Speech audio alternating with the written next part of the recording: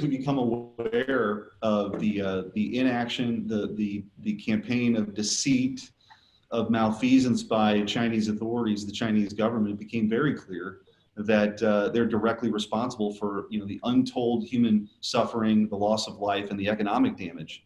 And so we brought suit against the Chinese government for their role in concealing the coronavirus. And months were lost, all of December, most of January, where they were aware of the human-to-human transmission.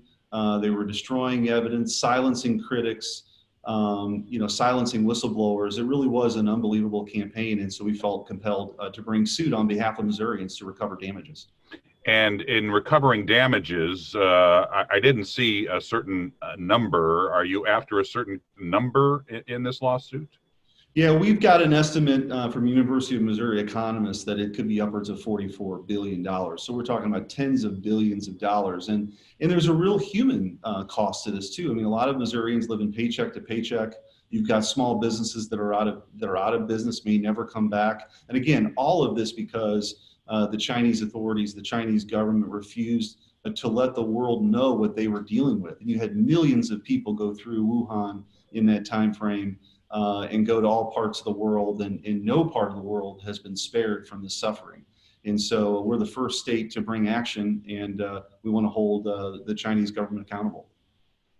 Correct me if I'm wrong, but isn't the government of China protected by the doctrine of sovereign immunity?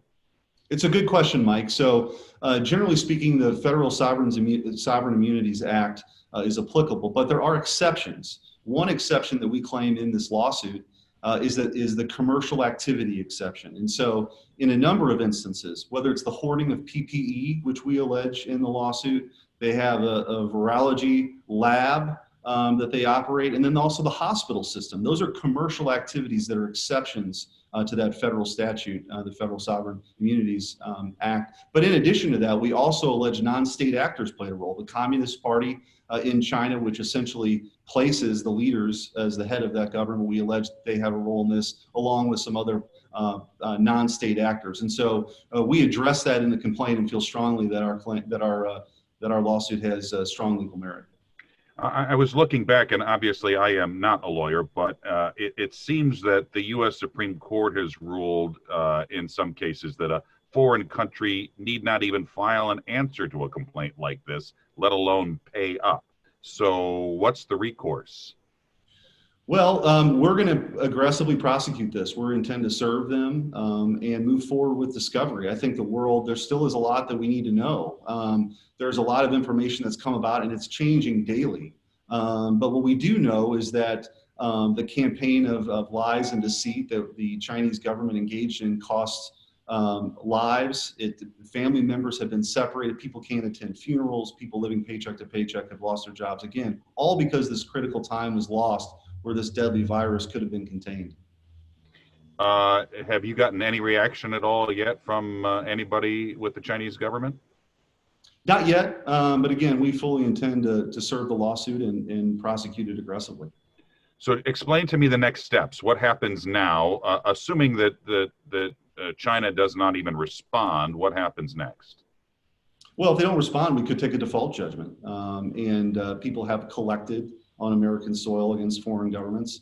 But we anticipate and hopeful that they would actually respond, and because this is all about getting to the truth and making sure that they're held accountable.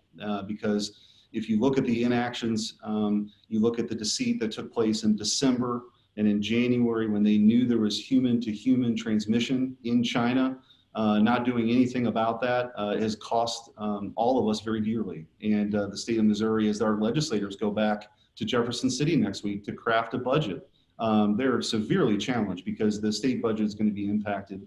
People's pocketbooks have been impacted. And again, this is about holding the Chinese government accountable. Have you discussed any of this with other attorneys general? Because I know some individuals have sued China over this. Have you discussed this with some of your colleagues around the country, and what was their reaction? Sure, we're the first state to take action, but I fully anticipate other states are going to look hard at this. This is a Missouri-specific action because the damages we allege are related to Missouri citizens. But it wouldn't surprise me at all if other states follow suit. Okay, so your next step is discovery and all that kind of stuff. I mean, is it your? I mean, can I ask you if you're confident at all that you will ever be able to collect from the Chinese government? I'm hopeful. I think, again, the facts as we allege in the lawsuit clearly place the blame here of the inaction and the malfeasance and the deceit and the lies that took place in a really critical time, again, when this coronavirus could have been contained, but it wasn't. And that information wasn't shared with the world.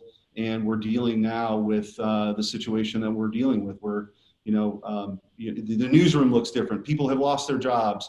The state budget's going to be impacted. It's unprecedented. The economic impact and the human toll, certainly, and human suffering is unprecedented here with this worldwide pandemic. So we intend to pursue it aggressively and look forward to being successful.